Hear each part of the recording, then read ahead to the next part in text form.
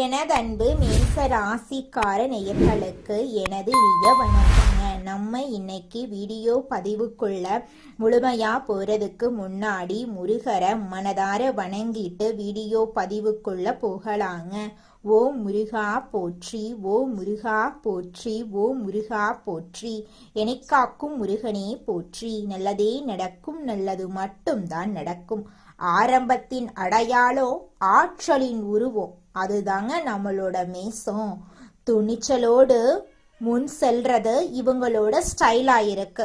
யாரையும் காத்திருக்க வைக்க மாட்டாங்க, யாருக்காகவும் இவங்க காத்திருக்க மாட்டாங்க.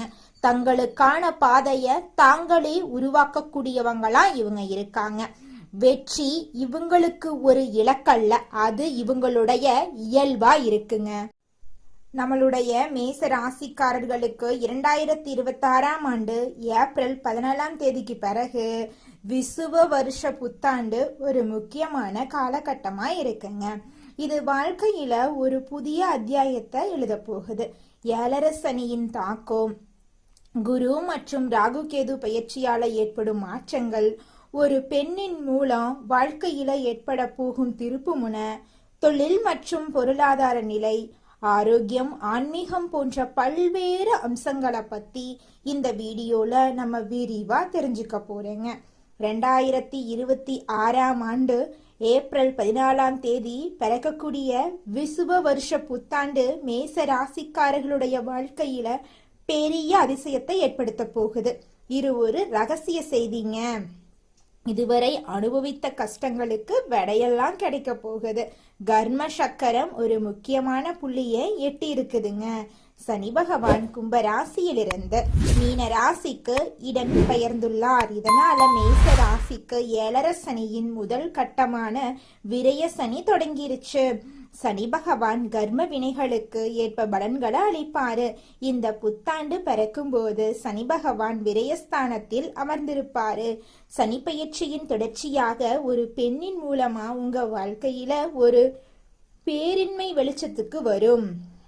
அந்த உண்மை ஆரம்பத்தில் மனதை பிளப்பது போலவே அல்லது கண்ணீரை வரவழிப்பது போலவே இருக்கலாம். ஆனா அந்த வழிதான் உங்களை அடுத்த கட்டத்துக்கு அழைத்து செல்லும் மருந்து அமையும். அந்த பெண் உங்கள் உறவில் இருப்பதாக இருக்கலாம், எதிர்பாராத ஒரு அந்நிய பெண்ணா கூட இருக்கலாம். ஆனால் அவர் சொல்லும் ஒரு வார்த்தை உங்கள் வாழ்வின் திசையவே மாத்திரும்.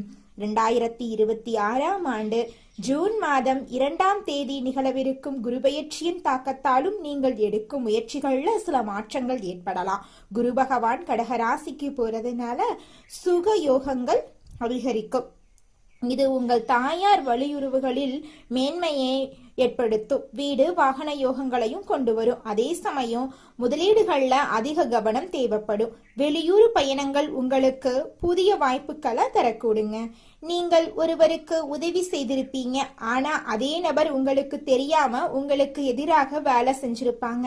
இது உங்களின் பலவீனம் இல்ல, இது சனி பகவான் உங்கள் பொறுமைய சோதிக்க வைத்த கர்ம பரீட்சைங்க. மேச ராசிக்காரர்களின் ஜாதகத்துல 12ஆம் இடம் என்பது விரயஸ்தானம், மோட்சஸ்தானம். நீங்க கடந்த காலங்கள்ல செய்த உழைப்புக்கான பலன்கள் இப்போது சுப விரயங்களாக மாறப்போகுது. ஏழரை சனி என்பது உங்களை பயமுறுத்துவதற்காக அல்லங்க, உங்களை செதுக்குவதற்காகவே வருது. நீங்க மற்றவர்களை முழுமையாக நம்பி ஏமாந்த காலங்கள் இனி உங்களுக்கு விழிப்புணர்வை கொடுக்கும். ஒரு நபர் உங்களை சோதனைக்கு உள்ளாக்குவார், ஆனா அதன் மூலமா உங்க உண்மையான பலம் என்ன அப்படிங்கறது உங்களுக்கு தெரிய வரும். நீங்கள் மௌனமாக துன்பத்தை அனுபவித்த நாட்களுக்கு பலனாக இப்போது உங்களுக்கு மனமுதிர்ச்சி கிடைக்க போகுது. சனி பகவான் உங்களை நிதானமாக செயல்பட வைப்பாருங்க. அந்த நிதானமே உங்க வெற்றிக்கான சூட்சமாயிருக்கும். யாரை நம்பணும், யாரை தவிர்க்கணும் என்ற ஞானம் உங்களுக்குள்ள தானாகவே பிறக்குங்க. இனி என்னால மற்றவர்களுக்காக என்ன அழித்து கொள்ள முடியாது, எனக்குன்னு ஒரு எல்லை வேண்டும் என்ற அந்த ஒரு எண்ணமே உங்கள் வாழ்க்கைய மாற்றும் விதையா மாறிடுங்க. தேவையற்ற அலைச்சல்கள் அதிகரித்தாலும் அது உங்களுக்கு ஒரு புதிய அனுபவத்தை தருங்க. உங்கள் உதவி தேவைப்பட்ட போது மட்டும் உங்களை தேடி வந்தவங்க இனி உங்கள் வாழ்க்கையிலிருந்து மெதுவாக விலகிடுவாங்க. இது உங்களுக்கு ஒரு இழப்பாக தெரிந்தாலும் உண்மையில விரயசனி உங்கள் வாழ்க்கையிலிருந்து தேவையற்ற மனிதர்களை அகற்றும் பாதுகாப்பு வளையமா இதை பார்க்கணுங்க. இந்த புதிய மாற்றத்திற்கு ஒரு பெண் கருவியாக இருப்பா. அவள் சொல்லும் ஒரு சிறிய செய்தி உங்கள் மனதிலே பல காலங்களாக பூட்டி கிடந்த ரகசிய கதவுகளை திறக்கும். ஜோதிட ரீதியாக பார்த்தா மேச ராசியின் ஜாதகத்துல சந்திரன் ஒரு முக்கியமான காரணியாக இருக்காரு. சந்திரன் அப்படின்னா மனம் மற்றும் உணர்வுகள். அந்த பெண் உங்கள் மனதுக்கு கண்ணாடியா திகழ்வாள். காதலில் இருக்கும் மேசராசிக்காரர்களுக்கு இது ஒரு தெளிவான காலகட்டமா இருக்கு. நீங்கள் நேசிக்கும் நபர் உங்கள் அன்புக்கு தகுதியானவரா அல்லது உங்களை பயன்படுத்திக் கொள்கிறாரா என்ற உண்மை இப்போது உங்களுக்கு தெரிய வருங்க. திருமண வாழ்க்கையில் இருக்கிறவங்களுக்கு இதுவரை சொல்லப்படாத பல இயக்கங்கள் இந்த ஆண்டின் நடுப்பகுதியில வெளிப்படையா பேசப்படும். கணவன் மனைவி இடையே சிறு கருத்து வேறுபாடுகள் வரலாம்.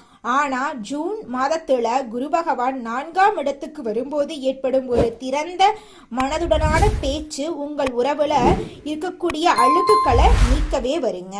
தொழில் மற்றும் வியாபாரத்தை பொறுத்தவரை மேச ராசிக்காரர்கள் முதலீடுகள்ல மிகவும் கவனமாக இருக்கணும். விரயசனி என்பதால தேவையற்ற செலவுகள் வந்து சேரும். புதிய தொழில்களை தொடங்கும் போது ஒரு முறைக்கு 2 முறை யோசிக்கிறது நல்லது. ஜூன் மாசத்துக்கு பிறகு மறைமுக லாபங்களும் தொழில் ரீதியான முன்னேற்றங்களும் கிடைக்க வாய்ப்பிருக்கு.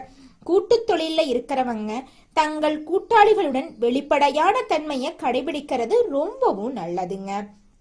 பொருளாதார ரீதியாக நீங்க சில நெருக்கமானவர்களை சந்திக்க நேரிடலாம். எதிர்பாராத மருத்துவ செலவுகள் இல்லைன்னா தேவையற்ற பயண செலவுகள் வரலாம். அதனால பணத்தை சேமிக்கிறதுல அதிக ஆர்வம் காட்டணுங்க. யாருக்கும் ஜாமீன் கையெழுத்து போடுவதையோ பெரிய அளவுல கடன் கொடுப்பதையோ முற்றிலுமா நீங்க தவிர்க்கணுங்க. உங்க வாழ்க்கையில ஒளிந்திருக்கும் மறைமுக எதிரிகளை இறைவன் இப்போ உங்கள் கண்ணுக்கு முன்னால நிறுத்துறாருங்க. ஆண்டின் இறுதியில டிசம்பர் 5ஆம் தேதி நிகழப்போகிற ராகு கேது பெயர்ச்சி உங்க வாழ்க்கையில ஒரு மிகப்பெரிய அதிரடி மாற்றத்தை கொண்டு வரும். ராகு பகவான் உங்க ராசிக்கு 10ஆம் இடமான மகரத்துக்கு, கேது பகவான் 4ஆம் இடமான கடகத்துக்கும் பெயர்ச்சியாகிறாரு. 10ஆம் இடத்து ராகு என்பது தொழில ஒரு பிரம்மாண்டமான வளர்ச்சியை தருங்க. ஆரோக்கியத்தை பொறுத்தவரை உங்கள் உடல் பலத்தை விட மனபலத்தை நீங்க அதிகம் கவனிக்கணுங்க. மேசராசி பெண்களுக்கு இந்த வருடம் ஒரு புதிய பாடத்தை கற்றுத்தரும். உங்க ஆசைகளை நிறைவேற்றிக் கொள்ள நீங்க போராடுவீங்க. இதுவரை குடும்பத்துக்காக உங்களை அர்ப்பணித்த நீங்க இனி உங்களுக்காகவும் நேரத்தை செலவிட தொடங்க போறீங்க. மேசராசி ஆண்களுக்கு ஒரு முக்கியமான எச்சரிக்கை இருக்கு. தன்னம்பிக்கை அவசியம் இருக்குங்க, தேவைப்படுதுங்க. அது புடிவாதமாகவோ தலைகணமாகவோ மாறிடக்கூடாது. உங்களோட தன்னம்பிக்கை மற்றவர்களின் ஆலோசனைகளை கேட்டு செயல்படுறது 7.5 சனி காலத்துல உங்களுக்கு பாதுகாப்பா இருக்கும். அவசரப்பட்டு பெரிய முதலீடுகளை செய்யாதீங்க. தெரிந்தோ தப்பு செய்யறவங்களுக்கு துணை போயிடாதீங்க. உங்க ரகசியங்களை யார்கிட்டையும் முழுமையா பகிர்ந்துராதீங்க. கஷ்டங்கள் வந்தாலும் அதை கண்டு அஞ்சக்கூடாது. நீங்க ஒவ்வொரு கஷ்டமும் உங்களுக்கு ஒரு பெரிய பாடத்தை கற்றுத்தருங்க. உங்கள் நம்பிக்கை தான் உங்கள் ஆயுதம். அந்த ஆயுதம் எப்போதுமே கீழே போடக்கூடாது. சனிக்கிழமைகள்ல ஆஞ்சநேயர் வழிபாடு செய்யறது ரொம்பவும் அவசியங்க. தினமும் உங்க வீட்டுக்கு பக்கத்துல இருக்கக்கூடிய ஆஞ்சநேயர் ஆலயத்துக்கு போயிட்டு ஆஞ்சநேயர் கிட்ட உங்க வாழ்க்கையில இருக்கக்கூடிய நிறை குறைகளை சொல்லிக்கிட்டு வாங்க. கூடிய விரைவில் உங்க வாழ்க்கையில இருக்கக்கூடிய அனைத்து துன்பங்களும் காணல் நீரா கரைஞ்சு போயிரும். உங்களுடைய எண்ணம் போல உங்க வாழ்க்கையில நல்லது மட்டும்தாங்க நடக்கும். கெட்டது அப்படிங்கிற பேச்சுக்கெல்லாம் துளி கூட இடம் கிடையாதுங்க. ஓம் முருகா போற்றி, ஓம் முருகா போற்றி, ஓம் முருகா போற்றி. அடுத்ததாக நம்முடைய மேசம் ராசியில் இருக்கக்கூடிய ஒவ்வொரு நட்சத்திரக்காரர்களுக்கும் இந்த மாதம் எப்படி அமைஞ்சிருக்கு அப்படின்னு தெரிஞ்சுக்கலாங்க. நம்மளோட மேசம் ராசியில் இருக்கக்கூடிய முதலாவது நட்சத்திரம் அஸ்வினி. உங்களுக்கு இந்த மாதம் எப்படி அமைஞ்சிருக்கு அப்படின்னு தெரிஞ்சுக்கலாங்க. இந்த மாதம் உறவினர்கள் வகையில தவிர்க்க முடியாத சுப செலவுகள் நீங்க சுமக்க நேரிடலாம். அதை கண்டு நீங்க அச்சப்படக்கூடாதுங்க. முக்கியமான பயணமும் முக்கிய பிரமுகர்களின் சந்திப்பும் உங்க வாழ்க்கையில இந்த காலகட்டத்துல உண்டாக போகுதுங்க. அந்த சந்திப்பு உங்களோட எதிர்காலத்துக்கு நல்ல ஆசீர்வாதமா இருக்க போகுது. சிலர் கூட்டு முயற்சிகள்ல லாபம் தேடலாம். சிலர் குடும்பத்தினரோடு கூட்டு தொழில் செய்து தொழிலில் லாபம் பார்க்கலாம். உங்களோட குடும்பத்தில் இது நாள் வரைக்கும் தடைபட்ட அனைத்து காரியங்களுமே இனி வரக்கூடிய காலங்களில் தங்கு தடையின்றி இனிதே நடைபெறப் போகுது. உங்கள் கையில் பணப்புழக்கம் அதிக அளவில் இருக்க போகுதுங்க. அடுத்ததாக நம்மளோட மேசம் ராசியில் இருக்கக்கூடிய நட்சத்திரம் பரணி. உங்களுக்கு இந்த மாதம் எப்படி அமைஞ்சிருக்குன்னு பார்க்கலாங்க. இந்த மாதம் ஆரோக்கியம் நல்ல விதமாக இருக்க போகுதுங்க. தொழில், வேலை, உத்தியோகத்தில் வெற்றி ஏற்படும். சேமிப்பு அதிகரிக்குங்க. உங்கள் உழைப்பும் நம்பிக்கையும் உங்களுக்கு முழுமையான பலனையும் திருப்தியையும் தேடித்தரப்போகுது.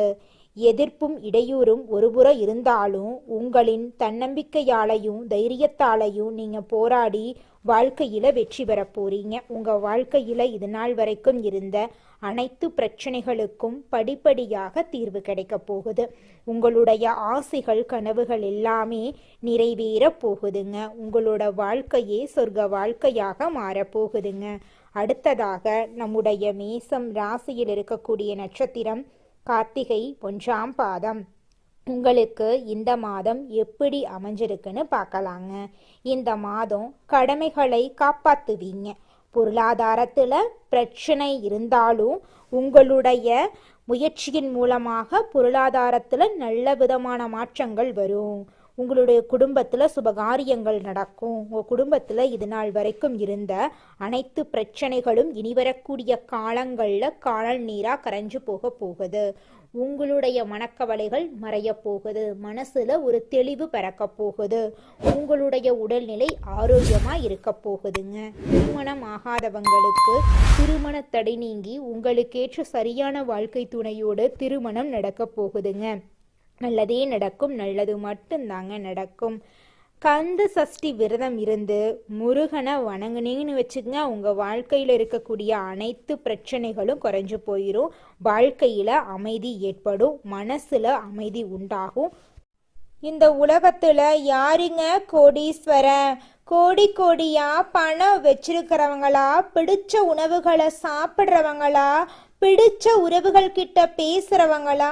இதுல யாருமே கோடீஸ்வரன் கிடையாதுங்க.